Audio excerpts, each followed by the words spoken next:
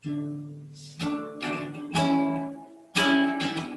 hiasi kehidupanku dengan kemurahan-Mu. Kau rancangkan masa depanku dengan harapan. Aku ada saat ini, semuanya karena kasih-Mu. Aku ada hari ini, semuanya kasih-Mu. Terima kasih Yesus, teramat baik, teramat baik bagiku. Terima kasih Yesus, Engkau sangat baik, teramat baik bagiku. Terima kasih Yesus, Engkau sangat baik, teramat baik bagiku.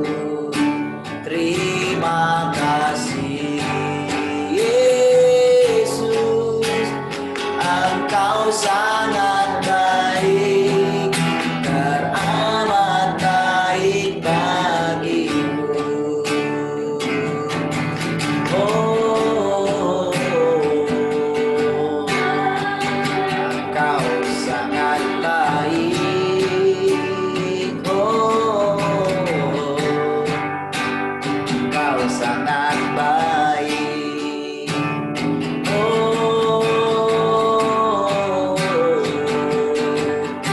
syukur kami naikkan bagi-Mu selamanya.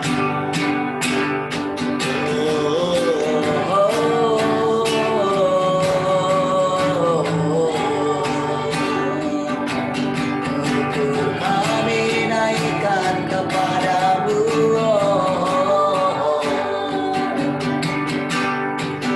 Terima kasih Tuhan buat kasih-Mu. Yesus, Kau segalanya.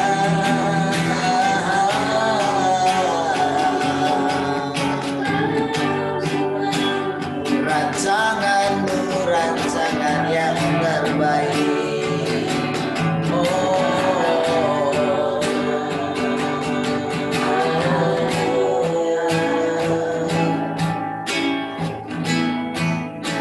Ku mengasihi-Mu,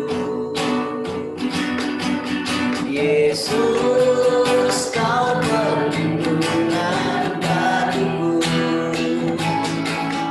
Kau beriku kelepasan, Kau beriku kemenangan. Ku bersyukur,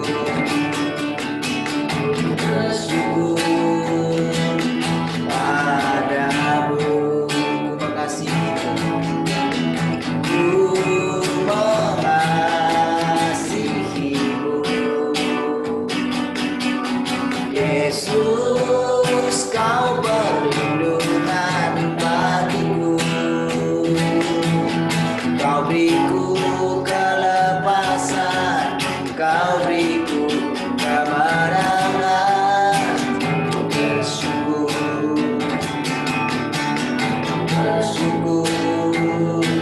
padamu. Hosana bagimu di tempat yang maha tinggi. Hosana bagimu Yesus di tanah kudus. Memuji-Mu selalu, ku sembah Kau selama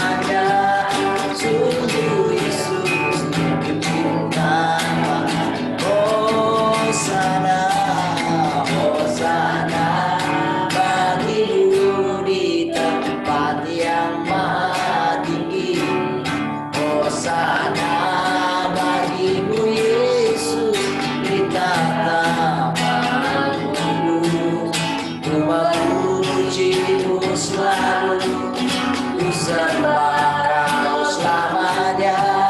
Sungguh Yesus, ku cinta padamu.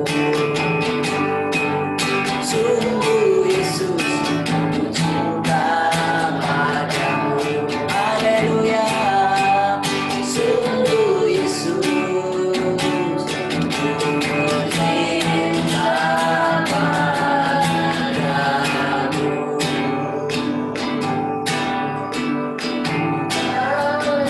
Haleluya. Kami cinta Kau, kasih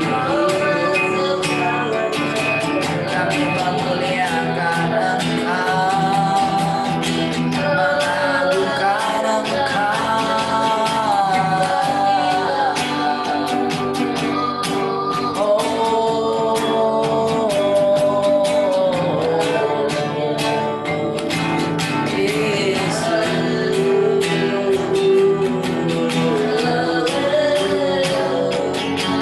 Kami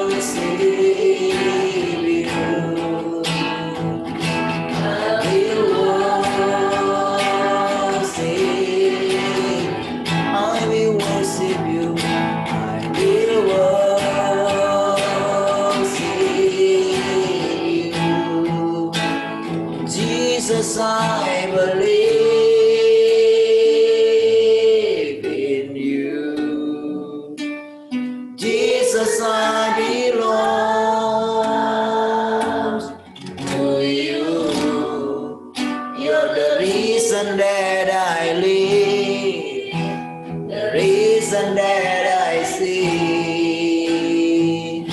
with all I am. Ku hidup karenamu, dan hanya untukmu. Selamanya ku hidup karenamu, dan hanya untukmu. Selamanya.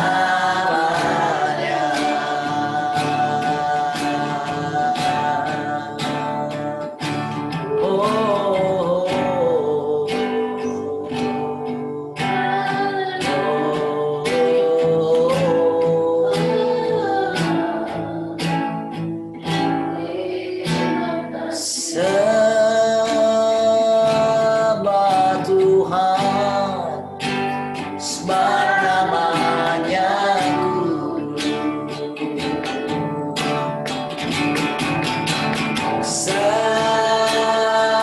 Sembah Tuhan, sembah namanya kudus. Sembah Tuhan.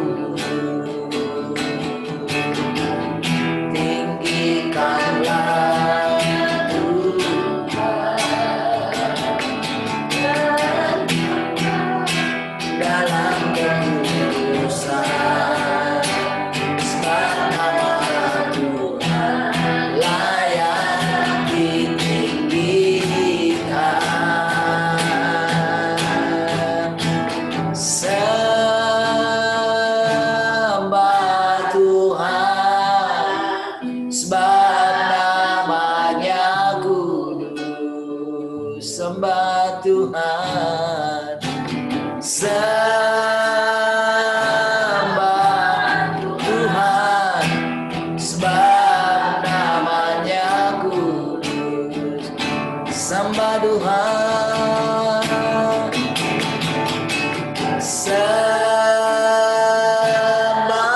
Tuhan, sebab namanya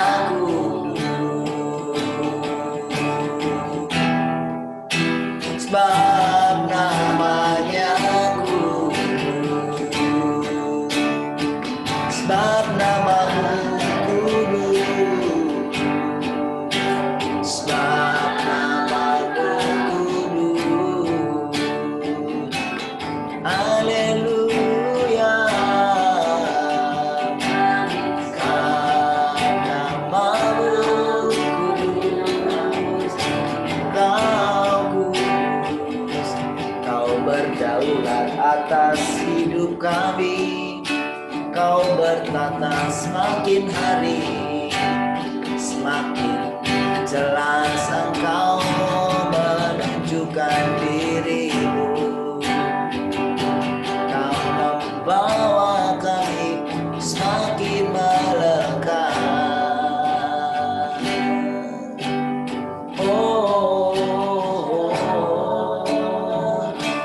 Engkau saja yang kami muliakan.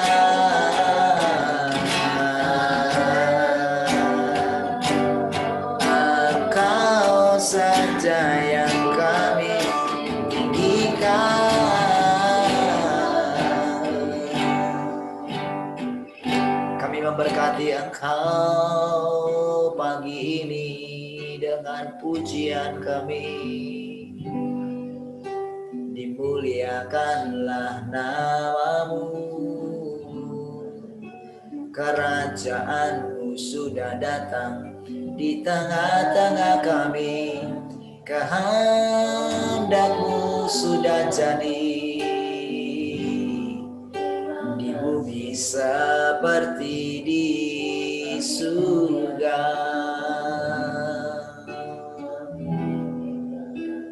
Haleluya.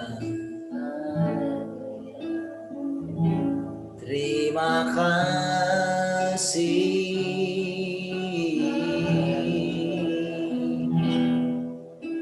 Haleluya.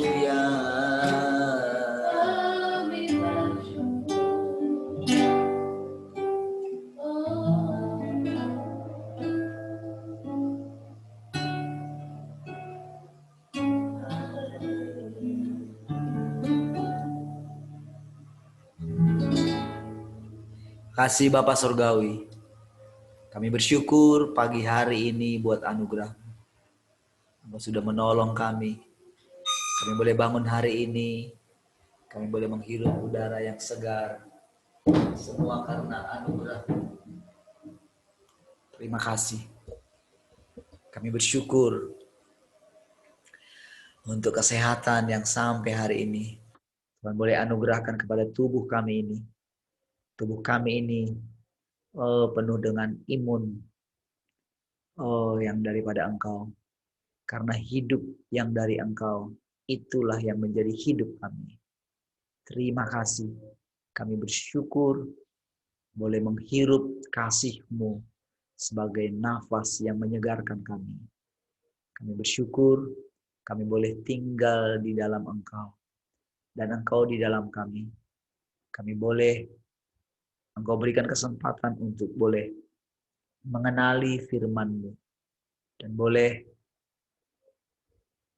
mengetahui dengan hikmat-Mu bagaimana firman-Mu itu semakin lama semakin bertahta di dalam hati kami. Terima kasih. Kami bersyukur biarlah kiranya perkataan-perkataan kami menjadi selaras dengan perkataan-perkataan firman-Mu. Terima kasih. Terima kasih, sedikit pun kami tidak terpengaruh dengan keadaan dari luar sehingga mempengaruhi perkataan dan pikiran dan perasaan kami. Biarlah kiranya kami tidak bercacat, tidak bercela, baik dari perkataan kami, baik dari perbuatan kami. Oleh karena firman-Mu semakin hari semakin berkuasa dalam hidup kami, menguasai hati dan pikiran kami. Bahkan damai sejahtera-Mu boleh memerintah dalam hati kami. Terima kasih sehingga kami tidak tergoncang apapun keadaan di luar kami.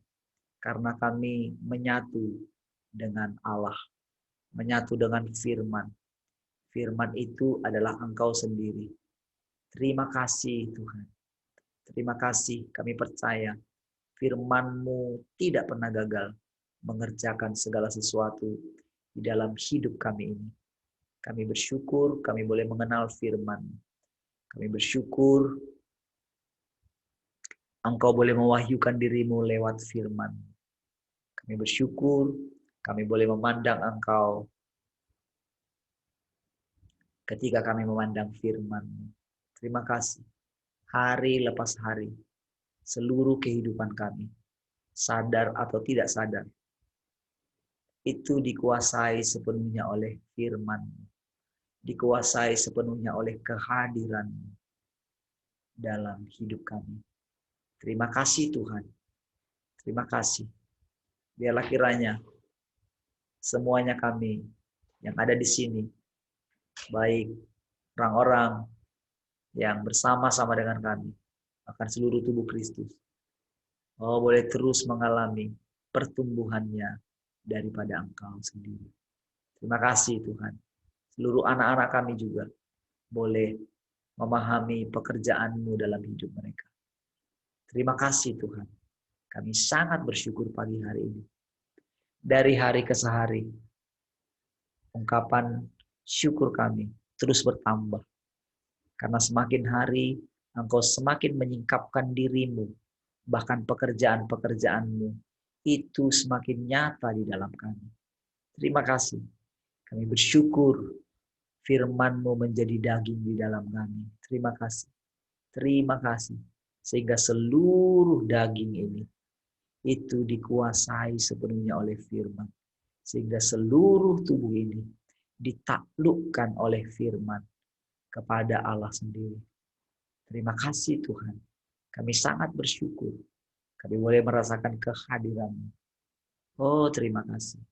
Terima kasih kalau Engkau mengizinkan kami mengalami hal-hal tentang firman-Mu. Kami sangat bersyukur. Kami boleh mengenal Engkau dengan cara yang benar. Terima kasih Tuhan. Terima kasih. Engkau menaklukkan segala pekerjaan si jahat di dalam tubuh kami ini. Terima kasih kami lebih memilih Engkau. Terima kasih Tuhan. Kami bersyukur. Engkau sangat baik. Terima kasih. Silahkan ajari lagi kami hari ini oleh Engkau sendiri. Hikmat-Mu memenuhi kami semua. Dalam nama Tuhan Yesus. Sama-sama katakan, amin. Baik.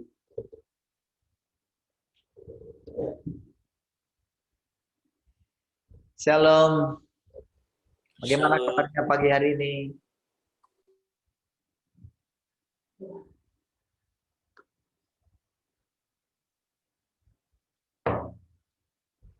Shalom. Suaranya jelaskah? Di radio jelaskah suaranya? Yes. Wah, di radio hanya 2 orang yang hadir. Too bad. Sudah jam 5, hanya 2 orang. Baik.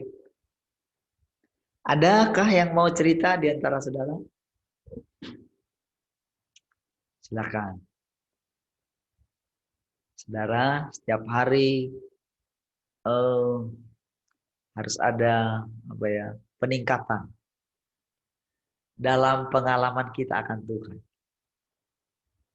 Kalau hati kita tertuju kepada Tuhan, mata kita tertuju kepada Tuhan, harus ada saja yang membuat kita semangat, yang membuat kita bergairah. Orang yang bergairah dengan Tuhan, bersemangat dengan Tuhan, yang mengenali kehadirannya, itu pasti, saudara. Suara radio kecil kah? Atau oke? Oke ya. Oke, baik ya. Jadi kuncinya adalah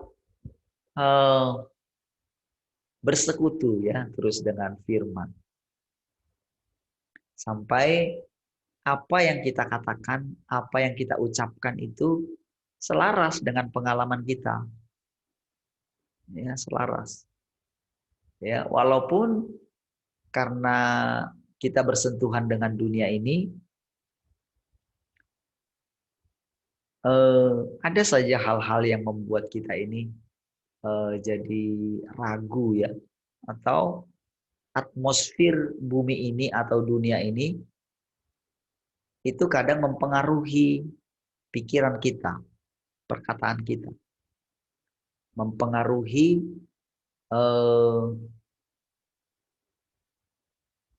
Tuhan atau firman Tuhan dalam hidup kita. Ya. Namun itu hanyalah latihan bagi kita. Dia tidak pernah membiarkan orang-orang yang menanti-nantikan dia. Dia selalu memberikan upah. Apakah upahnya? Tuhanlah upah kita. Kehadirannya lah upah kita. Apa sih upah tertinggi? Ya Tuhan itu saja upah kita. Maka dia akan membalaskan kepadamu dari tempat yang tersembunyi. Apa yang mau dibalaskan? Kecuali Tuhan.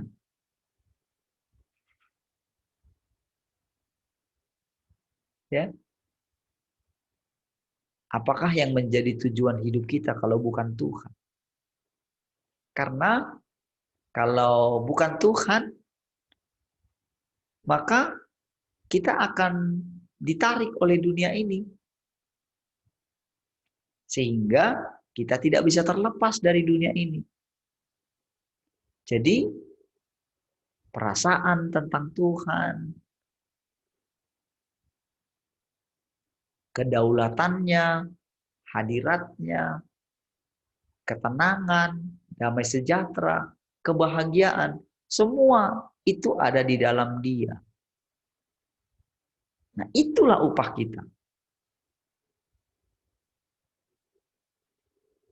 Jadi, itulah hal-hal yang menarik dan bisa melepaskan kita dari dunia ini. Itulah orang-orang yang menanti-nantikan Tuhan. Jadi menanti-nantikan Tuhan itu adalah setiap hari menunggu-nunggu katanya. Daud suka menunggu-nunggu. Ya, menunggu di pintu kemahmu katanya kan. Nah, jadi karena firman-Nya itu tinggal di dalam kita, karena firman-Nya itu adalah perwakilan dari dirinya sendiri, maka firman-Nya itu seperti pribadi yang memperhatikan kita. Kan dia bilang, barang siapa mau menyembah Dia, menyembah itu kan di situ kan beribadah. Ya, menyembah. Atau itu juga melayani. Melayani itu ya seperti hamba yang menunggu di depan kemah tuannya. Seperti seorang hamba laki-laki yang memperhatikan tangan tuannya. Seperti hamba perempuan yang memperhatikan mata nyonyanya. Itulah orang yang dikatakan menyembah dalam roh. Nah, jadi tapi kan tidak cukup hanya dalam roh, tapi dalam kebenaran. Kebenaran itu adalah pengalaman kita. Yang pasti, saudara, kebenaran itu harus Dia dulu gitu ya. Namun kebenaran itu atau firman itu harus menjadi daging di dalam kita. Menjadi daging maksudnya menjadi pengalaman bagi kita. Pengalaman. Itulah yang terus terjadi dalam hidup kita sampai kita diubahkan. Sampai tubuh kita ini takluk sepenuhnya. Tubuh kita ini diwakili oleh daging kita ini. Sampai dia takluk sepenuhnya. Itulah artinya dia menjelma sepenuhnya di dalam kita. Itulah artinya firman menjadi daging. Jadi ada prosesnya roh. Kalau selama ini kita selalu mengandalkan berbahasa roh. Orang seperti mengulang-ulangi apa yang dialami oleh Paulus. Aku berbahasa roh lebih daripada kamu semua. Padahal saudara, selanjutnya dia tidak lagi memakai itu. Itu hanya jembatan bagi kita untuk boleh membawa kesadaran kita akan firman-Nya yang nyata di dalam kita. Ya, jadi ketika kita menanti-nantikan Dia, kenapa sampai kita dikasih kesempatan sampai 1.300 sekian? Itu adalah tujuannya untuk kita mengalami dirinya itu, atau untuk mengalami kita semakin manunggal dengan Dia. Menyatu. Pikiran kita jadi tunduk. Perasaan kita pun jadi tunduk. Keinginan kita pun jadi tunduk. Bukan dengan paksaan. Kalau dengan paksaan sekali terjadi, sudah. Tapi ini sifatnya sampai nanti kita melewati 1.000 tahun, bayangin.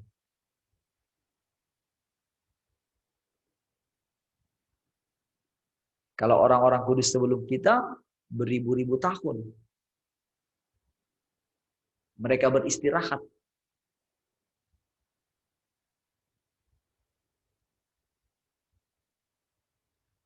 Tapi kita Henok sejak umur 60-an, 65. Ya. Dia itu sudah istirahat di dalam Tuhan. Bersekutu terus dengan dia. Selama 300 tahun. Lagi. Akhirnya tubuhnya itu berubah.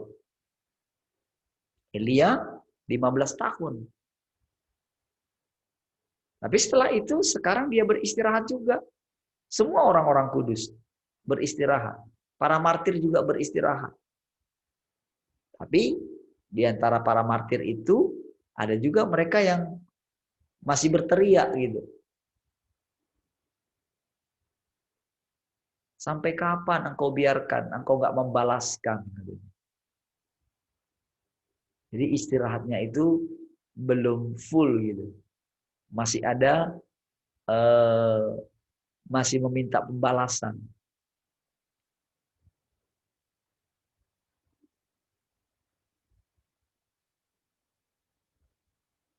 Nah, kalau kita sekarang kita sudah mengenal semua, nggak mungkin kita memiliki pemikiran seperti itu.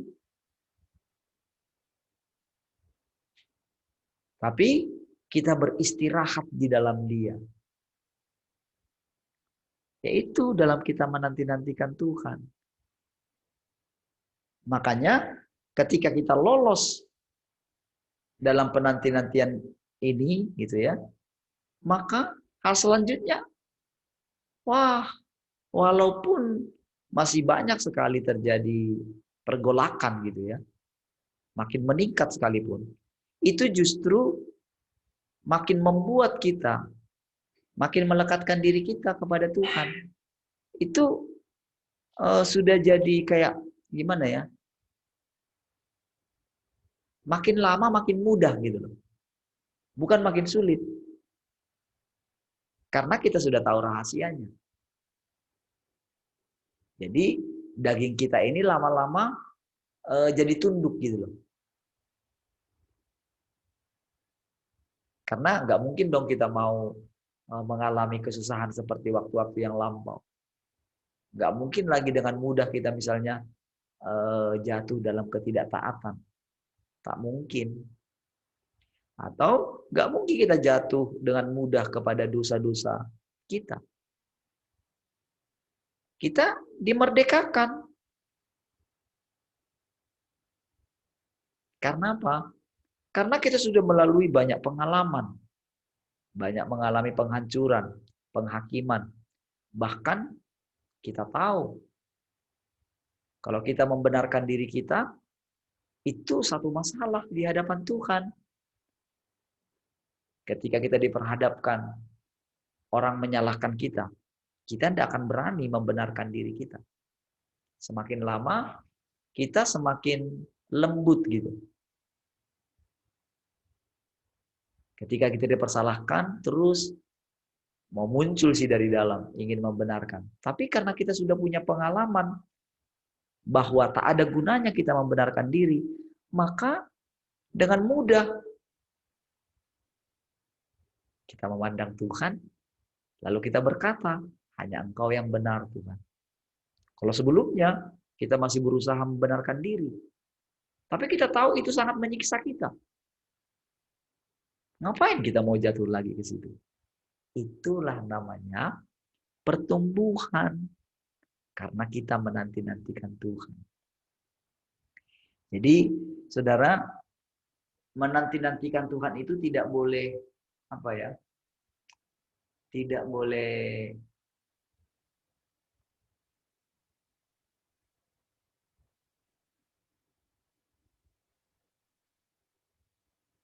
sesuatu yang pasti gitu loh, menanti-nantikan Tuhan.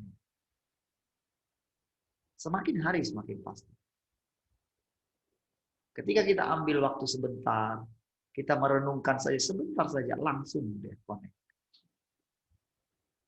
Nah, disitulah firman itu mengajari kita.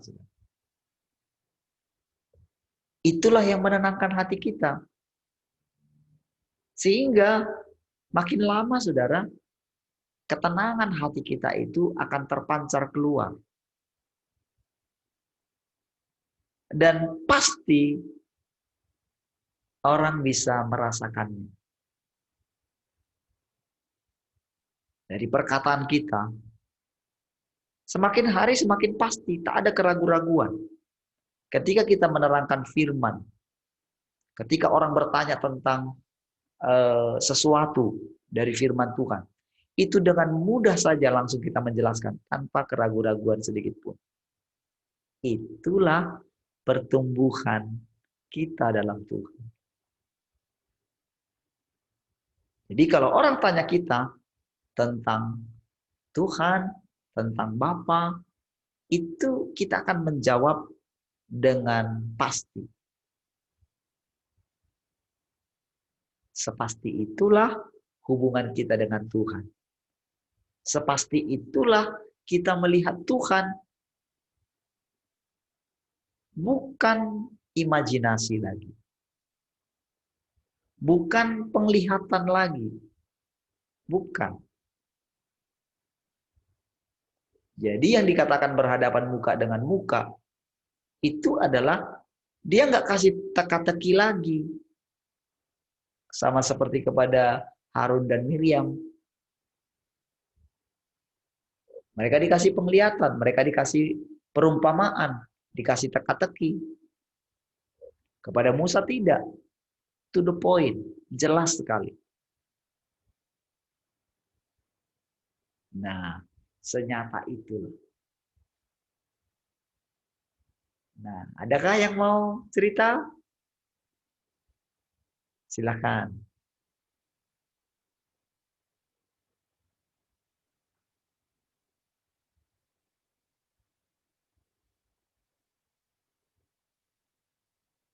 Ayo.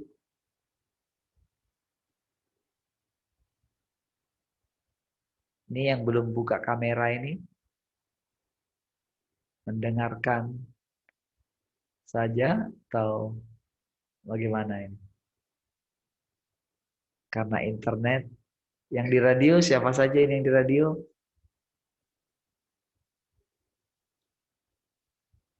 Waduh. Sekarang sudah 7. Jadi Pak Dedi muncul di radio kali. Pak Lunggu gimana kabarnya ya? Kok nggak pernah ada kabar ya? Pak Janu tahukah kabarnya Pak Lunggu? Biasanya paling rajin absen. Kurang tahu, Pak. Oh, kalian tidak komunikasi kah di sana?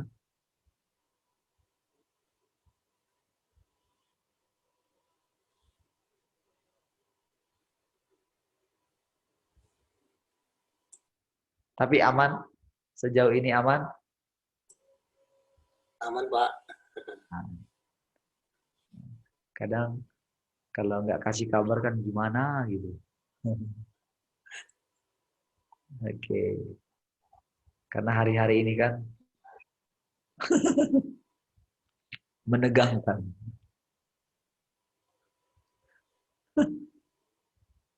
Tiba-tiba semua terjadi.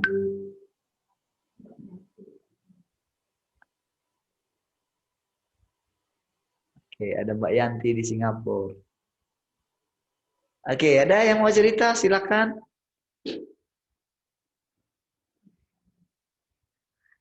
Henny mau cerita ke dirimu?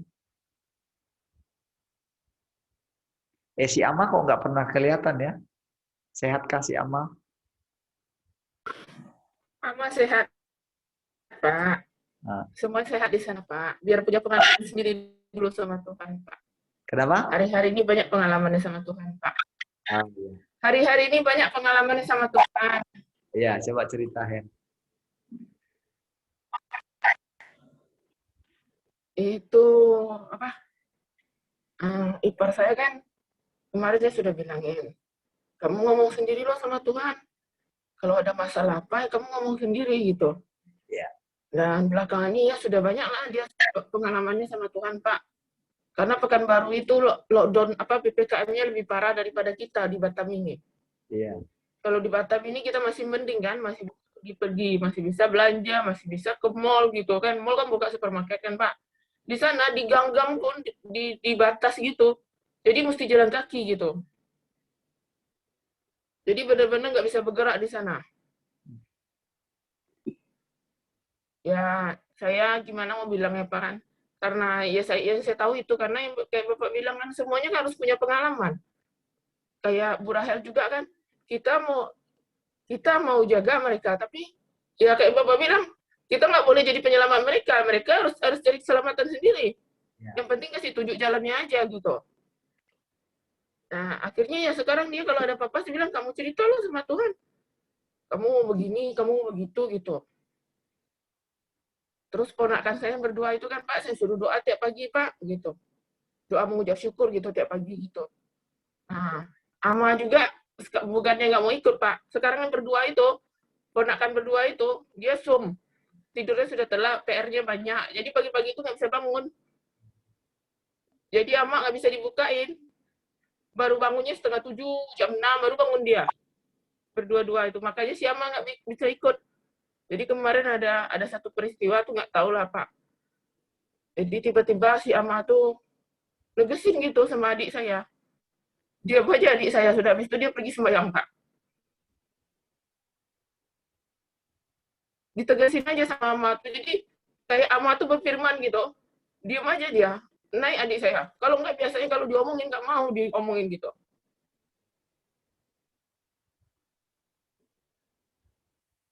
Saya pun sudah ngerti sekarang, Pak. Enggak itu. Pokoknya kalau dibilang nggak boleh ikut, saya nggak ikut campur, Pak. Nggak mau saya ganggu pekerjaan Tuhan lagi. Saya biar aja. Kamu bicara sendiri sama Tuhan. Ama juga bicara sendiri. Suruh bicara sendiri gitu sama Tuhan. Apa masalahmu, kamu sendiri hadap Tuhan, saya bilang. Kamu butuh Tuhan atau enggak gitu. Kalau butuh Tuhan ya kamu bicara gitu. Bukan saya yang tukang topang-topang terus gitu, saya bilang. Wawi juga kayak gitu kan saya bilang kan, Pak. Wawi juga saya bilang kayak gitu. Kemarin dia kan nuntut-nuntut saya kayak gitu. Terus adik saya yang kecil nuntut-nuntut saya kayak gitu juga kan. Ilmulah berdoa katanya. Jadi kita ini suruh berdoa. Dia yang punya urusan pribadi, dia nggak mau berdoa sama Tuhan. Mau nebeng terus sama kita, nggak bisa lah kayak gitu. Ya udah, jadi sekarang saya sengaja diam-diam aja, Pak. Nggak saya tanya-tanyain kabarnya sih, diam aja. Terus semalam dia telepon saya, dia cerita pengalamannya kayak gini, gini, gini. Nah, bagus lah, saya bilang. Nah, sekarang kamu ngerti kan? Jadi kamu harus kenal Tuhan itu sendiri sama pengalamanmu. Kalau nggak nanti kamu pondasinya nggak ada, saya bilang. Dari omongan saya aja nggak bisa. Ya, seperti itulah, Pak. Jadi saya dengar sih kondisi di sana lebih parah sih daripada di sini. Jadi saya bilang ya udah, sekarang yang penting terasakan bedanya percaya sama Tuhan itu sama nggak percaya sama Tuhan itu, mengandalkan Tuhan itu beda kan, saya bilang. Mau kamu kerja pakai usahamu sendiri, saya bilang. Akhirnya dia ngerti sekarang, Pak. Jadi ya udah, ya bagus lah. Saya pelan-pelan sudah nengok, ya udah ngerti dia. Karena yang susah nih ngajarin, saya bilang apa? Yang susah nih ya watak si iblis itu yang dikeluarin itu gimana, saya bilang. Lihat sendiri kan, saya bilang. Gimana watak iblis itu bersarang ngeluarinnya susah minta ampun, saya bilang. Kalau kita nggak mau, dia nggak keluar-keluar, di situ terus dia bercokol. Akhirnya dia ngerti, Pak. Ya, oh kayak gini, kayak gini. Ya senanglah saya, Pak. Jadi saya nggak terlalu terbeban lagi sekarang. Enteng aja. Pokoknya kamu ada masalah, kamu lapor. Saya bilang. Yang ponakan berdua juga, kamu ada masalah, berdoa loh. Begini ngelapor sama Tuhan Allah pencipta langit bumi itu, saya bilang. Kan kalian punya Tuhan Allah pencipta langit bumi, ya laporlah, saya bilang. Ada masalah apa, lapor, saya bilang. Kondisinya kayak gitulah, Pak.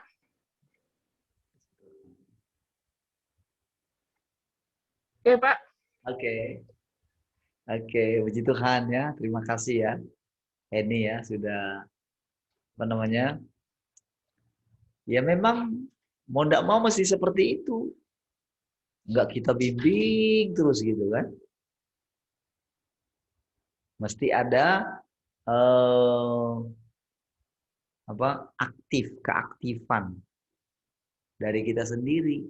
Itu kan juga begitu. Tadinya dia akan tolong kita. Dia akan menunjukkan kepada kita. Tetapi setelah itu mesti ada dong respon dari kita. Itulah respon kita mencari dia. Bertanya, duduk di menunggu di pintu kemahnya. Nanya, ketoklah. Carilah, maka kamu akan mendapatkan. Ketoklah, maka pintu akan dibukakan bagimu. Kenapa Tuhan begini? Setiap perasaan kita mesti kita tanyakan kepada Tuhan. Oke gini ya Tuhan. Tadi habis bertemu dengan orang ini kok seperti ini ya. Kenapa ya? Jangan didiami. Kalau ada suatu perasaan yang tidak enak gitu di hati saudara, ketika habis dari mana gitu, ketika habis berjumpa dengan siapa, itu adalah cara Tuhan untuk membongkar keadaan kita. Kalau kita cari sungguh-sungguh, maka kita akan mendapatkan upahnya. Apa upahnya? Dia tunjukkan kepada kita. Sampai kita menemukan damai lagi. Ketenangan lagi. Begitu terus, saudara. Begitu terus. Jadi tidak ada satu peristiwa pun yang terjadi dalam hidup kita yang luput dari pekerjaannya. Jadi ketika kita cari dia, pasti. Oke, ada lagi yang cerita? Silakan.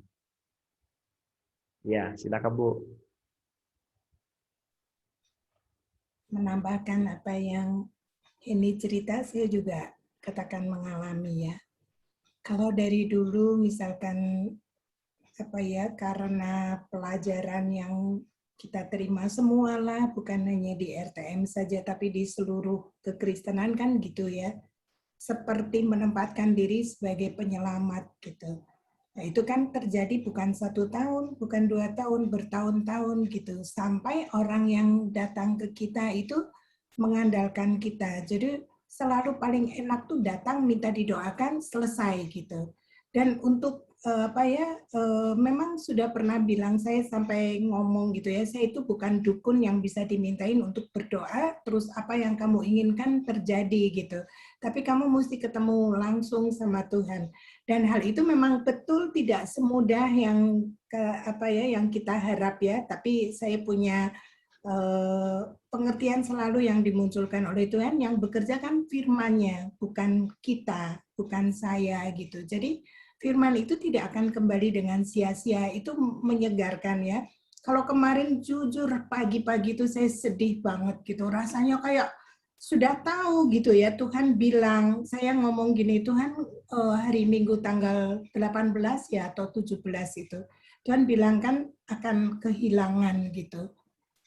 Perasaan kehilangan tuh begitu kuat sampai nggak tahan gitu, terus suruh berdoa tentang jangan diambil gitu kan. Tapi terus sudah gitu Tuhan juga melengkapi lagi dengan bukan kehendakku tapi kehendakmu yang jadi lega gitu kan. Nah kemarin saya doa lagi gitu ya, sudahlah Tuhan keputusanmu saja, tapi hanya keputusan Tuhan, bukan ada unsur lain ya yang merecoki kehidupan adik saya itu gitu kan. Terus setelah kita selesai Zoom itu kan saya sudah tenang, sudah enggak seperti tadi sedih, kayak kepengen nangis, kepengen terbang gitu loh, kesana pengen lihat, pengen lakukan sesuatu, pengen menjadi penyelamat. Salah. Terus saya buka ini ya YouTube gitu, saya dapat lagu Goodness of God itu loh. Memang yang kemarin juga kok Awi itu kirim di situ, jadi pas banget. Itu seharian kemarin dari pagi, dari jam 8 sampai sore saya nyanyi bersama dengan orang Zimbabwe itu. Itu yang namanya lepas semua, yang namanya aduh sudah dia Tuhan itu tuh tidak pernah gagal ke kasih setianya terhadap kita gitu ya. Dari pagi sampai kita meletakkan kepala kita, dia tetap baik gitu. Dan dia selalu nuntun gitu kan, apanya lagi yang mesti diinikan. Pokoknya saya nyanyi itu sampai tadi malam, sampai terus saja gitu, saya ulang lagi karena lihat dari versi yang lain kan tidak ada yang lebih yang pas gitu buat saya gitu. Yang paling pas tuh yang kemarin itu Tembalani Lami ya, yang dari Zimbabwe itu. Itu rasanya kayak ada kemenangan sampai saya bilang, ini ya Tuhan yang Engkau bilang rahmat-Mu itu baru setiap hari gitu. Jadi dalam bentuk segala apa gitu ya, waktu kita merasa kejepit sekalipun ya, Tuhan bilang kan, buluh yang terkulai tidak akan aku patahkan, sumbu yang pudar nyalanya tidak akan aku padamkan gitu ya. Jadi semangat kita yang sepertinya meredup karena kondisi di sekeliling kita mempengaruhi hati, perasaan, pikiran kita itu tidak ada apa-apanya lagi gitu. Waktu kembali kepada Tuhan. Jadi secepat kita beralih, secepat itu juga damai sejahteranya kembali memenuhi kita ya. Jadi kan teruskan itu setiap hari bakalan kita alami. Dan nama semua yang ada di sekeliling kita tuh mau diabaikan tidak bisa. Karena Tuhan memang bicara juga lewat sekeliling kita kan, lewat semua yang terhubung sama kita gitu. Tapi bagaimana memanagenya itu buat saya sekarang ya jauh daripada yang dulu. Kalau dulu kan langsung tuh senjatanya dikeluarin, aku minta damai sejahtera-Mu memenuhi aku. Buang ini, buang itu, buang segalanya gitu. Ternyata bukan itu gitu, tapi hari kemarin itu betul-betul kayak mengalir saja dengan soft gitu, dengan lembut bilang, kan lihatlah kebaikan Tuhan gitu, kecaplah dan lihatlah betapa baiknya Tuhan. Jadi betul yang namanya perkataan Tuhan yang bahkan tertulis di Alkitab itu katakan muncul, tapi ada bagaimana melangkah di dalamnya gitu, bagaimana menyikapinya, bagaimana meresponsnya, atau yang dibilang aktif itu ya, kalau yang saya sering bagikan, kita mengikuti Tuhan dari dulu tuh sudah dikasih harus aktif, harus continue, harus progresif. Tapi ternyata meskipun ini sudah bertahun-tahun lalu diberikan, ternyata saya sering miss gitu. Enggak, tiga-tiganya ini ada. Kadang lebih kepada perasaan atau pikiran gitu. Sampai kadang gemes sama diri sendiri itu yang Heni tadi yang Pak Padin ceritain tentang seberapa jauh si iblis itu bercokol itu menggemaskan memang. Bilang kenapa sih aku maunya sudah tidak di situ, tapi kenapa jatuh lagi di situ gitu. Tapi waktu enggak peduli, aku nempel saja sama Engkau Tuhan, karena aku tuh kepunyaanmu, enggak ada lagi yang lain boleh mempengaruhi aku sampai kayak apa gitu. Jadi belakangan ini dalam 2 minggu ini tuh itu terus yang terjadi di dalam saya, Pak. Antara pikiran, perasaan, sama iman itu berkecamuk. Seperti ada yang ada kayak kesakitan, ada perasaan sedih, ada kehilangan gitu ya. Itu keingat saja terus apa yang Ishak bikin gitu, tanggal 25 Mei dia datang ke rumah saya itu. Saya keingat sekali apa yang dia omongin. Dia bilang, Tuhan suruh saya ngomong untuk meneguhkan saya, katanya si Ishak itu meneguhkan saya. Dia cerita tentang bagaimana dia sama mamahnya ya. Sampai itu terus saya bilang, iya ya, kita mengalami yang serupa di sisi yang sama sekali tidak sama gitu. Tapi serupa gitu. Terus dia bilang kan, bahwa memang betul gitu, dia mendapatkan sendiri gitu bahwa saya itu diluluskan sama Tuhan, bahkan lulusnya itu cum laude itu tuh dia tuh pengen bicara itu Pak. Sampai saya bilang ya udah kamu sempat datang, sempat menyampaikan gitu karena tertunda, sudah mau datang terus ada lockdown itu kan, jadi dia tunda nggak bisa waktu Lebaran nggak bisa datang, nah setelah Lebaran baru dia datang itu gitu. Jadi itulah Tuhan mengatur demikian rupa, tapi sudah dikasih tahu ya akan kehilangan gitu. Tapi waktu dia pergi kehilangan tetap loh. Aduh, Ishak harusnya tetap ada gitu perasaannya. Tapi kan Tuhan jauh lebih tahu. Dia sudah selesai kali, sudah enggak harus tinggal di bumi lagi gitu.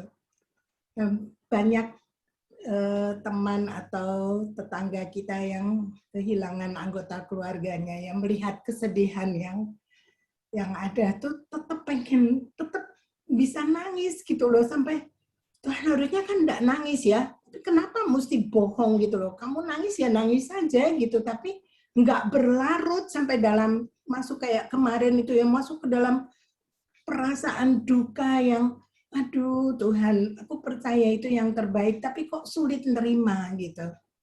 Jadi ada tingkatan-tingkatannya ya, kedekatan kita dengan seseorang itu memang nggak bisa dibohongin. Waktu yang dekat pergi gitu, ada yang sebagian dari kita tuh kayak dicabut gitu loh, sakit gitu. Sakit hati katanya, tapi nggak mau. Saya tetap mau merdeka di dalam Tuhan, anugerahnya selalu memagari kita bagaikan perisai, terus rahmatnya selalu baru setiap pagi, setiap hari. Jadi selalu ada yang baru, itu sungguh betul ada. Puji Tuhan. Makasih Pak. Puji Tuhan ya. Nah, memang masing-masing kita berbeda ya. Berbeda, pengalaman yang satu menguatkan pengalaman kita gitu ya. Namun tetap kita menghadapi proses kita sendiri. Ya, firman-Nya itu ya. Firman-Nya itu menguatkan kita. Jadi memang perjalanan kita ini panjang. Ya. Bayangkan kita melewati ini pun kita masuk kerajaan 1000 tahun. Bayangkan 1000 tahun loh. Panjang ya. Sampai kita boleh menampung. Kalau bisa lebih cepat sih terhilang di dalam dia, tapi tetap itu proses juga. Jadi semua yang di dalam Alkitab yang diceritakan tentang upah itu. Apa sih upah tertinggi? Adalah mahkota kemuliaan lah, mahkota kehidupan lah, mahkota inilah, mahkota itulah. Itu hanya menstimulasi kita sebetulnya. Apakah upah kita yang tertinggi? Bukankah Tuhan? Iya kan? Cuman itu semua adalah tingkatan-tingkatan seberapa banyak kita mendapat Tuhan itu. Itu sebetulnya. Makanya posisi di sebelah kanan juga, sebelah kiri juga, itu bukanlah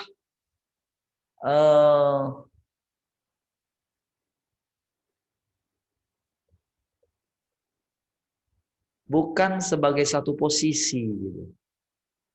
Tetapi seberapa dalam kita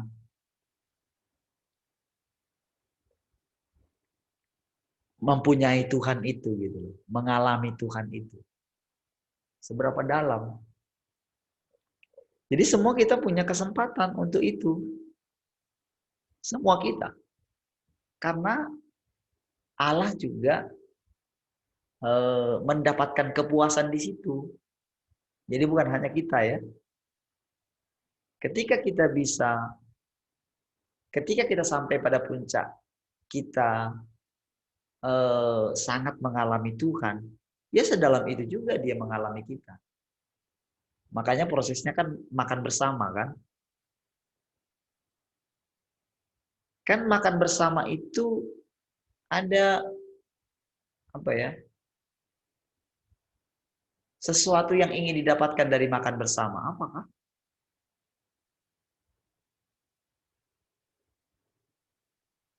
Makan bersama yang benar itu kan, kalau kita makanlah, dinner lah gitu kan.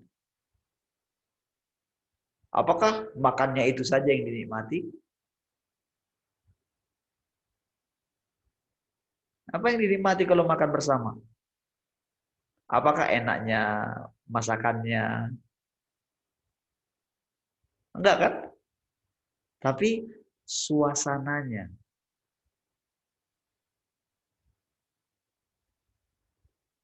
Udah bicara, di meja makan lah, segala sesuatu itu diselesaikan tuh. Biasanya, waduh masalah tegang gitu, makanya Pak Jokowi dulu pakai siasat itu kan, siasat meja makan. Kalau sudah di meja makan, wah runtuh semua. Saya ingat dulu ya ketika tegang sekali ya, perselisihan kami dengan pemimpin kami ketika kami keluar itu ya. Kami datang ke Jakarta gitu. Menghadap wakil gembala pembina ya. Wakilnya Pak Niko ya. Jadi sudah kami dijamu di satu restoran gitu. Padahal sudah bawa semua ininya. Tapi ketika sudah makan, yang tadinya hati panas apa gitu, nggak keluar lagi saudara. Sudah kena sihir dengan makanan itu. Tadinya wow udah mau ceritakan semua, nggak keluar tuh semua, nggak keluar. Apakah dia pakai sihir apa enggak? Sihirnya di makanan itu, suasana. Nah, itulah sebetulnya yang diharapkan Tuhan. Ketika kan dia bilang, aku berdiri di muka pintu, mengetok. Kalau ada yang membukakan, maka aku akan masuk ke dalam. Aku akan bersama dengan dia dan dia bersama dengan aku, makan sama. Makanya ketika firman-Nya itu bekerja menjadi daging dalam kita, melaksanakan apa yang dikehendaki oleh yang empunya firman itu, ketika dia bekerja, dia akan membawa hasil. Itulah sebetulnya buah yang sedang dinikmati oleh Tuhan. Dinikmati itu apa? Sama seperti kalau kita makan buah ya. Kalau itu kan ada itu tuh. Ada buah yang berapa jenis rasanya itu? Buah apa namanya? Matoa itu. Sekali makan ada rasa apa? Durian, ada apa lagi? Leci, rambutan. Nah, di sorga itu ada buah yang lebih keren dari situ. Nah, tetapi yang dimaksudkan buahnya kita itu, jadi ketika dia menikmati semua kita ini, gitu, kan kita kayak makanan bagi Tuhan. Makanya dibuat alegorisnya itu makan.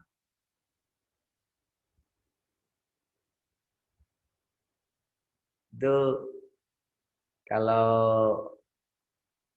di rumah gembala kami dulu ya, kalau kami diundang makan itu banyak sekali makanan di meja ini. Tapi sedikit-sedikit. Misalnya ada apa? Ada ubi tumbuk, ada teri, ada ikan apa gitu. Sedikit-sedikit. Ya. Nah, dulu ya makan-makan. Dulu waktu masih sederhana ya, istilahnya nggak seperti sekarang gitu. Kami sering diundang. Lagi kalau para pendoa gitu ya. Makan ya bareng sama bapak sama ibu gitu. Jadi nikmati gitu. Semua dikit-dikit. Ada yang ikut dengan mereka ya. Itu sudah lama sekali sampai tua gitu. Sudah kayak keluarga lah gitu. Jadi sampai meninggal di sana ya. Punya makanan itu.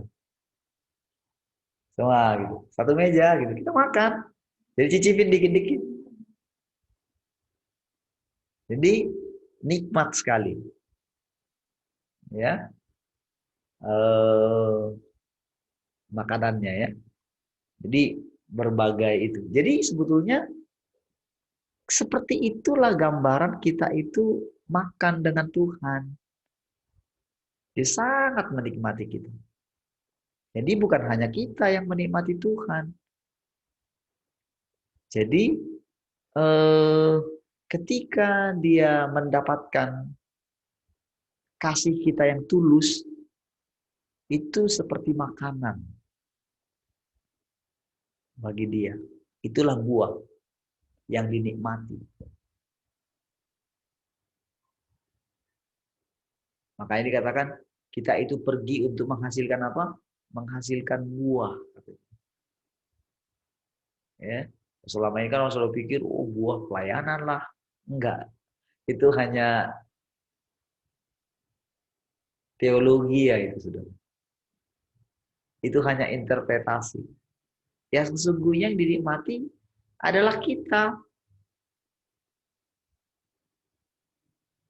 Karena bagi dia itu semua sudah selesai.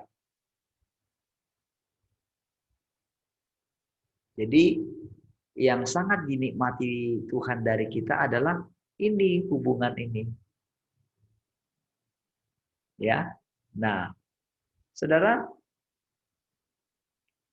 saudara kan masih kerja ya, punya kesibukan gitu kan. Nah, saudara, kalau waktu kemarin kan ketika mempersiapkan gedung ini, saya sibuk terus kan dari pagi, kadang sampai malam. Saya sudah bilang pun jam 5, kadang lewat juga. Ya kan? Kadang sampai malam juga saya kerjain. Gitu. Tapi belakangan saya kalau di sini ya banyak istirahatnya gitu. Saudara, saya seperti itu pun saya tanya sama Tuhan. Tuhan, saya apa nggak malas seperti ini ya? Habis Zoom misalnya tidur gitu ya. Nanti habis itu doa. Sebelum-sebelumnya kan suka jalan keliling dulu 1 kali, keliling sampai ini ya, sambil beli gorengan gitu kan. Nah, situ istirahat. Terus sekarang kadang karena memang kadang malamnya itu sudah tidur jam berapa gitu ya. Karena memang terus ya mencari, menanti-nantikan Tuhan lah. Ya. Tetap juga kan namanya kita manusia kan, tetap juga, aduh gimana besok ya Tuhan kan gitu kan. Fokus saya kan selalu itu saja kan, setiap hari kan.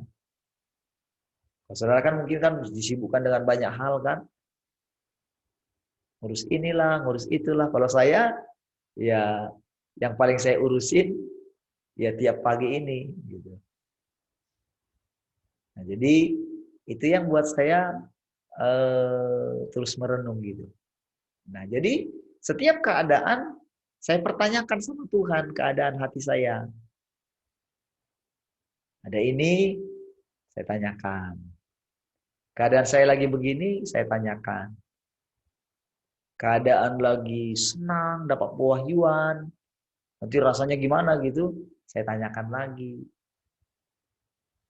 Jadi, itu belajar. Nah, jadi waktu saya seperti itu, kan tentu timbul pertanyaan di hati saya. Karena kan ayatnya bilang begitu, kayak bermalas-malas gitu kan. Nah, tahu nggak Tuhan kasih pengertiannya gimana? Anggap saja, kan dulu kamu bilang kamu siap di penjara katanya. Coba kira-kira kalau kamu di penjara, kamu bisa buat apa sih?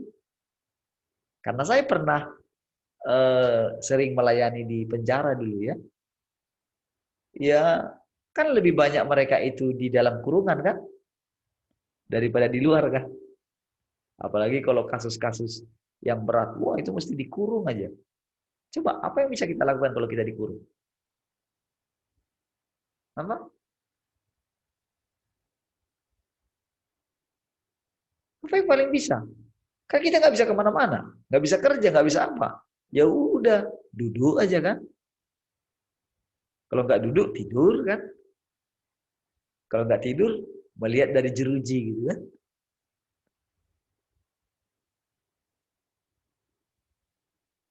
Ya saya sabar saja, nikmatin saja.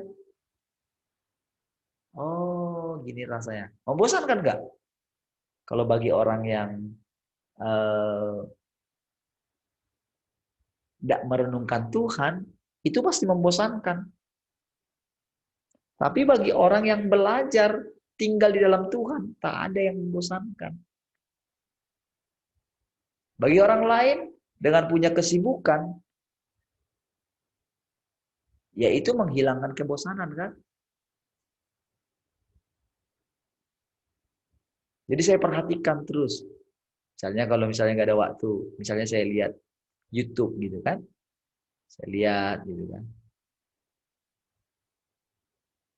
Jadi ketika lihat itu pun Ya namanya memang keadaannya seperti itu. Coba cek keadaan kita gimana ketika kita lihat itu, apa yang timbul? Tuhan mau bicara apa? Dari keadaan itu pasti selalu Tuhan kasih sesuatu gitu. Dengan ketika kita melihat keadaan. Dari mana kita bisa melihat? Ya dari situ.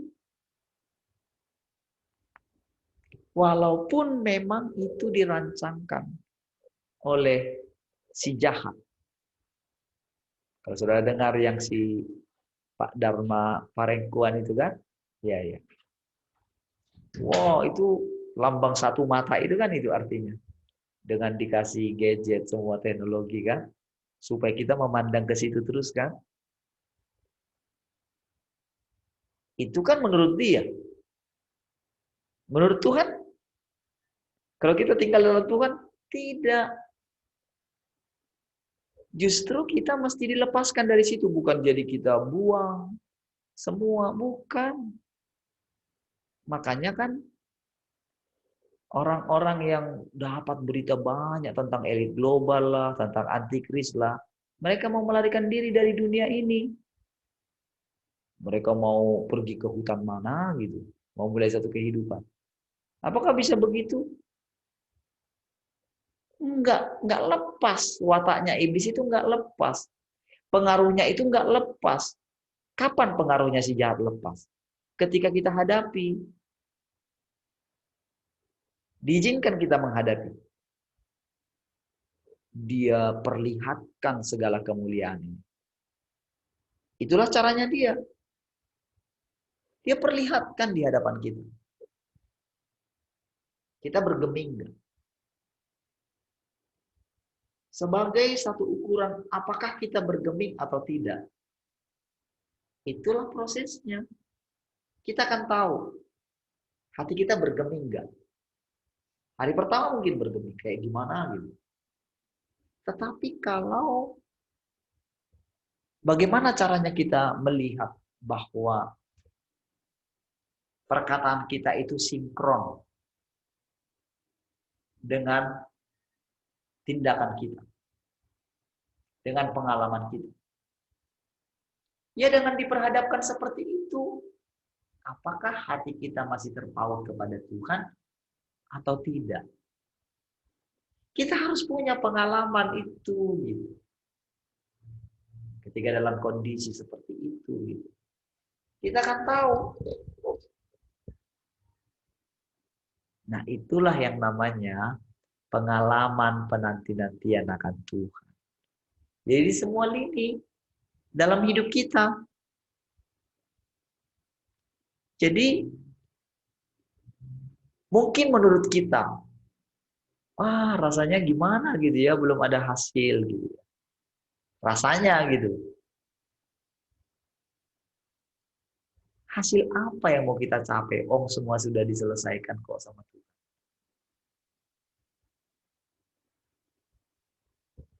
Jadi di dalam penanti-nantian kita ini, saudara, kita benar-benar beristirahat di dalam Dia.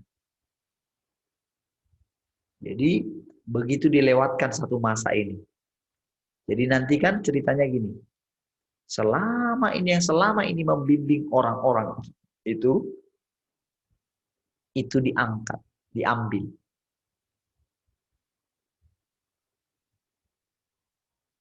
Ibarat pergantian generasi. Generasi sebelum kita,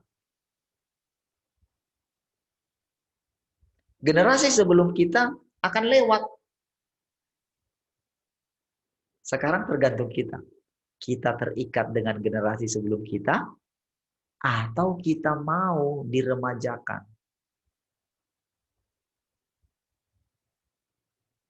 Jadi, hidup selama-lamanya itu diremajakan. Jadi, kalau yang ngerti harusnya diremajakan ini, ya yang sudah di atas 50-an lah. Kan udah melewati satu generasi ya. Kalau saya sih masih baru berapa tahun melewati satu generasi. 40 tahun kan? Satu generasi. Nah, sekarang tergantung saya mau diremajakan atau tidak. Saudara mau diremajakan atau tidak? Kaleb berkata, dulu aku muda, aku bisa merebut, tapi sekarang kekuatanku sama dengan 40 tahun yang lalu. Ketika keluar dari Mesir.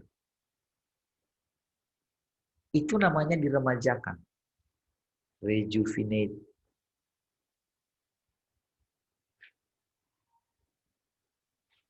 Kalau istilah ini anti-aging. Anti penuaan. Dalam hal rohani juga demikian. Kita diremajakan. Semangat kita. Gairah kita. Apakah saudara mengalami namanya rejuvenate setiap hari? Jadi, hidup selama-lamanya bukan simsalabim. Tidak. Bukan langsung terjadi begitu saja. Seperti yang dianggap orang pengangkatan berubah. Menghilang, berubah. Gitu. Mana bisa. Nah, jadi kita bisa lihat, saudara. Setiap hari. Jadi, apakah kita itu tinggal di generasi yang lalu, atau kita mau hidup terus dengan generasi setelah kita?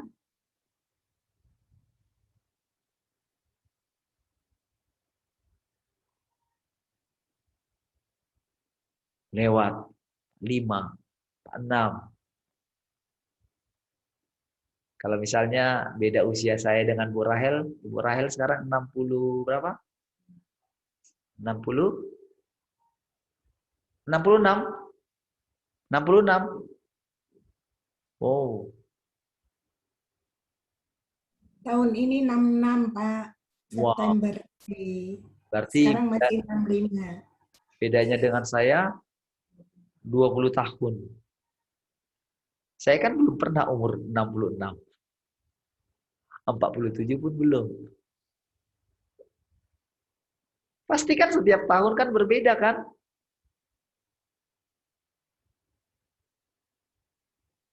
Kalau dengan kita menanti-nantikan Tuhan sekarang, Bu Rahel sudah lewat satu masa, udah 66 ya. Dan kalau boleh saya perhatikan gitu kan, makin muda lah ya. Rejuvenate gitu. Kan sudah melewati itu satu fase ya. Nah, tapi 66 kan belum 86 kan? Ya kan? 66 kan belum 67 kan? Belum 68, belum 69.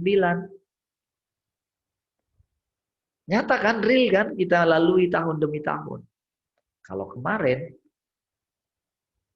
kita dibatasi dengan umur manusia 70. Kalau kuat 80. Semua orang-orang di luar sana tak pernah berpikir hidup selama-lamanya.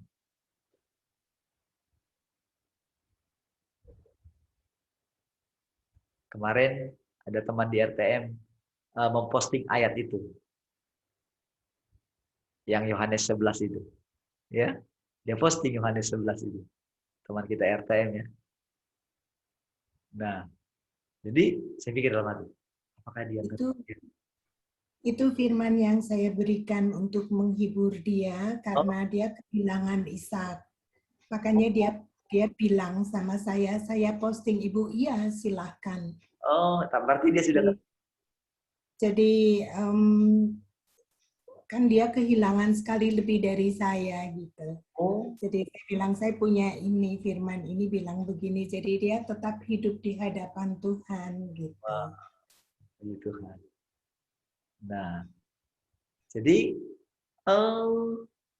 saya percaya begitu itu disingkapkan kepada seseorang, wow, semangatnya pasti ini loh, baru setiap hari. dengan satu ayat itu, dengan dua ayat itu. Pasti. Baru dengan dua ayat itu loh. Itu ada satu semangat, itu namanya rejuvenate. Jadi kita tidak takut sedikit pun dengan apa saja yang terjadi. Itulah kekuatan kita sedang hendak menghadap Allah di Sion itu. Berjalan makin lama makin kuat loh. Makin lama makin kuat. Bahkan kita nggak peduli. Kita diizinkan. Mau salah pun, mau berdosa pun, mau jatuh pun. Bahkan kita nggak peduli. Bukan berarti kita jadi asal kita ya. Tak mungkin. Tak mungkin akan hidup kita asal-asalan. Karena kita ngerti.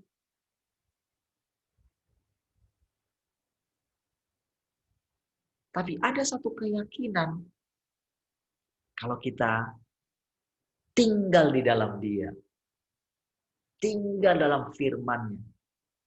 Maka kita akan melihat kekuatannya, hidupnya Dia, hikmatnya Dia, sukacitanya Dia, damai sejahteranya Dia. Dia limpahkan dalam hidup kita. Jadi sekarang ini saudara, kita itu sepertinya agak pribadi sekali kita. Maksudnya kita itu seperti diurus pribadi sama Tuhan. Bukan berarti kita itu gak mempedulikan yang lain. Tapi inilah caranya Tuhan untuk kita dapat menolong orang lain. Ketika kita menemukan Tuhan dulu. Kokoh gitu. Jadi ketika kita keluar menolong orang lain, kita tetap teguh berdiri. Wow, itu hebat sekali. Karena perjalanan kita panjang.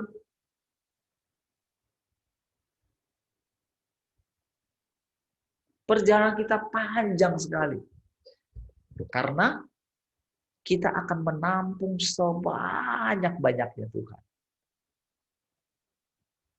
Makanya karena kita ini kecil sekali gitu ya, kapasitas kita pun kecil, kita mesti rela membuang file-file yang lama. Atau menyimpannya di mana? Di cloud gitu. Tahu? Itu ada namanya account cloud kita ya. Kita dikasih, kita bisa beli. Ya, kalau Google itu kita dikasih Google Drive itu 15 GB satu akun. Jadi kalau laptop kita kekurangan ini, simpan saja di account account Drive, Google Drive ya. Tapi kalau yang lebih besar ada namanya Google Cloud itu. Ya. Itu bisa lebih banyak lagi. Ya, kita bisa simpan di sana.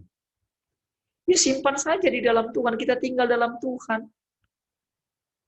Simpan saja semua file apa kita di dalam Dia. Jadi kita berjalan setiap hari dengan dalam tanda kutip kayak kosong. Di-refresh senantiasa. Supaya apa? Kita bisa menampung Tuhan. Kalau enggak kita meledak sudah. Hang.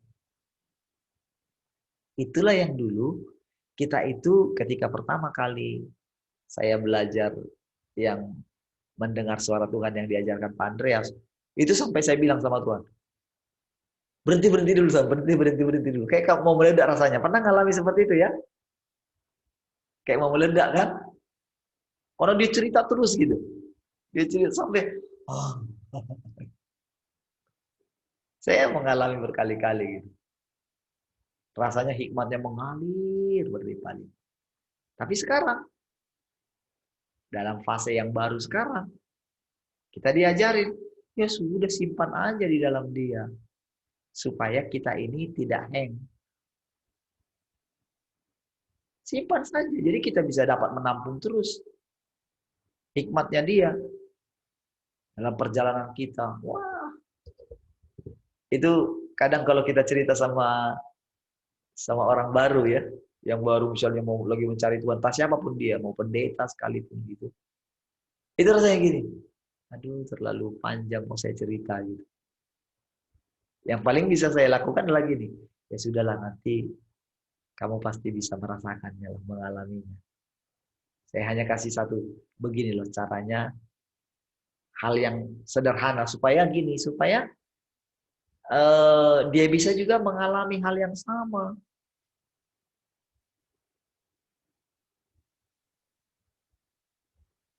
Ya, jadi inilah proses kita.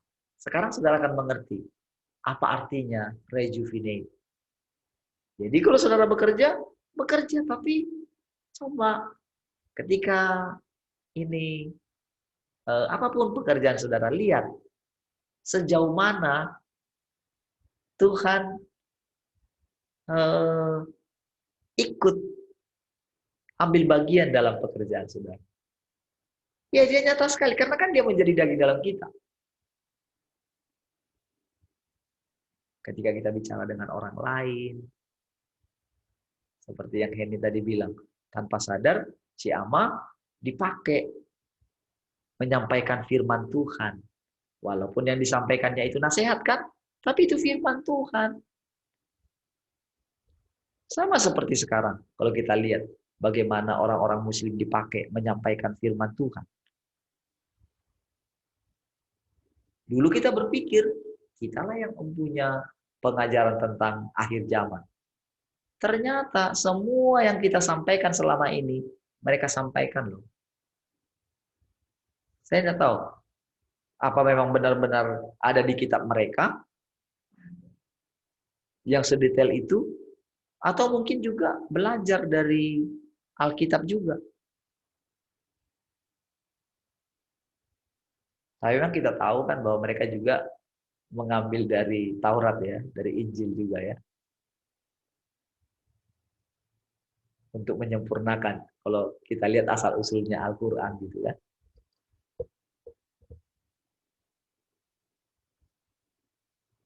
Nah, jadi kita melihat sekarang.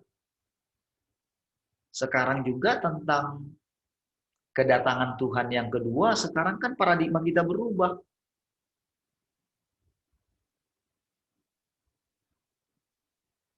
Kemarin ketika saya cerita dengan abang saya itu, wah dia nangkap juga ya, perubahan juga ya. Dia nangkap ketika saya sampaikan begini, dia nangkap juga. Ini yang saya renungkan selama ini katanya, oh. Dan saudara bisa bayangkan orang-orang nanti yang akan ditinggalkan lewat nih. Dia diperhatikan ya, hari dari hari ke sehari. Wah, itu banyak sekali terjadi perubahan. Jadi, jangan anggap setiap hari pertemuan kita ini kayak tidak ada hasilnya. Hasilnya banyak sekali. Coba nanti saudara perhatikan. Kalau saudara menanti-nantikan Tuhan ini, saudara bilang begini, Tuhan, katanya kan yang kami pelajari selama ini, hidupku ini kan bukan aku lagi, tapi Engkau berinkarnasi dalam aku. Sambil saudara renungkan itu, nanti saudara akan dikasih pengalaman ketika berjumpa dengan orang lain. Bilang saja begini, Tuhan, mulutku ini kan mulutmu ya. Sekarang silahkan Tuhan pakai mulut ini. Ketika saya berbicara dengan siapapun, saya mau mendengarkan Engkau memakai mulut ini untuk berfirman kepada siapapun. Tuhan, aku tahu firman-Mu kan kehidupan. Tuhan, izinkan aku punya pengalaman lewat mulutku ini ada kehidupan bagi orang lain yang mendengar. Wow. Saudara akan diberikan pengalaman. Pasti. Tidak mungkin tidak. Ya. Tidak mungkin tidak. Pasti. Dan itu akan meningkat terus. Sehingga saudara akan bergairah terus hidup di dalam Dia. Tinggal di dalam Dia. Semakin mengerti firman Tuhan yang kita pelajari selama ini. Semakin mengerti. Nah, itulah alasannya saya nanya terus sama saudara. Coba cerita. Buka saja mulut. Ngomong. Saudara tidak akan tahu perubahan apa yang ada dalam hidup saudara. Kalau saudara tidak berani mengungkapkan, cerita. Nanti akan ketahuan. Jadi kadang ketika kita ngomong sama orang, wow, nampaknya kita seperti menggurui mereka. Kita mesti melewati masa-masa itu. Enggak, kita bisa langsung, wow, kayak berhikmat sekali. Enggak. Kita akan melewati. Nah, setelah itu datang lagi sama Tuhan. Ngomong. Tadi gimana ya Tuhan? Persentasenya aku dengan engkau berapa persen ya? Kita akan tahu. Kita akan tahu dengan sendirinya. Senyata itulah hubungan kita dengan Tuhan. Senyata itulah kita melihat Tuhan. Dan senyata itulah firman-Nya itu benar-benar berdaulat. Jadi takut kita akan Tuhan itu semakin lama semakin kuat. Jadi bukan bayang-bayang takut akan Tuhannya. Ketika di gereja takut akan Tuhan. Karena kita merasakan hadirat Tuhan di sana. Gimana kehidupan sehari-hari?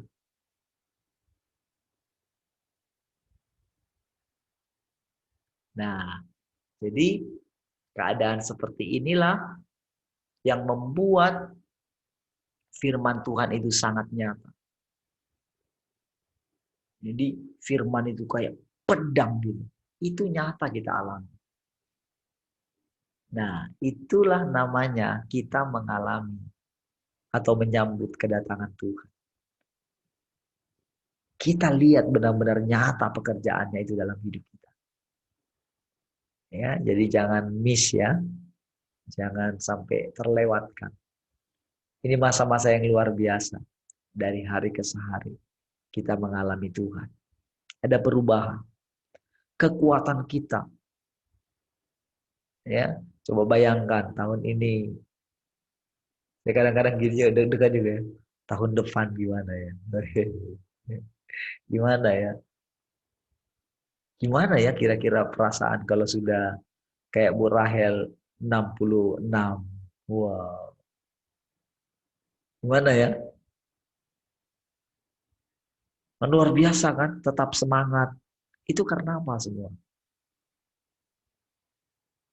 Itu kan karena Tuhan kan? Yang nyata di dalam kita. Sampai 70 nanti kita bersama-sama sampai 70 gitu. Berarti saya mencapai 50 gitu. Wah, gimana ya? Umur 50 itu gimana ya? Wow, senyata itu kehidupan bersama dengan Tuhan. Ada hal-hal yang baru yang akan kita lahirkan.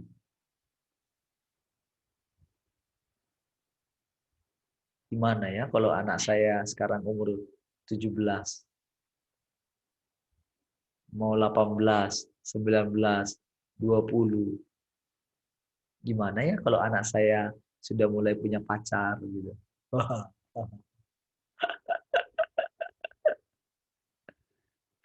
Kan itu kan perasaan berbeda kan? Punya pengalaman-pengalaman kan? Kita melihat sendiri dengan nyata. Ketika kita masih bayi, anak kita masih umur 3 tahun, 4 tahun, 5 tahun. Kan berbeda semua. Waktu pertama sekali punya anak, wow, rasanya jadi seorang ayah. Wow, itu orang paling keren sedunia. Nah, itulah perjalanan kita. Seperti itu juga Allah. Wow, ketika dia menemukan satu orang ya, mendapatkan satu orang kita, di surga itu pesta gitu. Ketika dia mulai menemukan kita, sekarang kan makin lama kan dia akan makin menemukan kita kan, makin selaras soalnya, makin sehati dengan dia, pemberontakannya ya makin dikit lah gitu. Kita sudah tahu kuncinya, kita sudah tahu hatinya Allah, dia nggak akan pernah melepaskan kita karena kita menjadi aset bagi dia. Wow, kita makin lama makin menundukkan diri. Senangnya dia bersekutu dengan kita. Rasanya saudara, tiap jam 4 gitu ya. Sekarang saya jam 3 dibangunin lagi. Aduh. Dan nggak bisa tidur lagi loh. 2 hari ini jam 3. Dan nggak bisa tidur lagi. Udah doa jam 3 gitu ya. Tahu nggak? Setiap pagi Tuhan sangat bergairah sekali bersekutu dengan kita. Ya, kalau saudara bilang saudara bergairah, Tuhan lebih bergairah. Karena dia sudah menemukan kita. Karena dia mau makan bersama dengan kita. Dalam suasana keluarga. Wow. Saudara bisa membayangkan suasana itu, saudara. Saudara bisa memandang wajah Tuhan yang tersenyum, bersuka cita. Haleluya, sudah lewat 11. Baik, puji Tuhan ya. Nanti malam kita ketemu lagi. Ya. Baik. Siapa yang mau menutup dalam doa? Henny masih bisakah? Atau sudah siap-siap mau kerja? Henny, closing doa.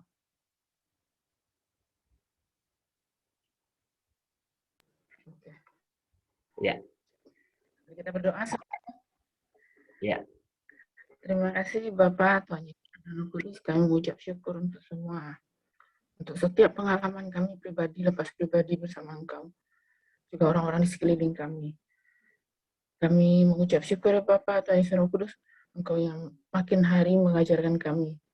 Sehingga semua yang Engkau mau anugerahkan kepada kami, kami terima. Baik berkat jasmani, berkat rohani, hikmat, pengertian.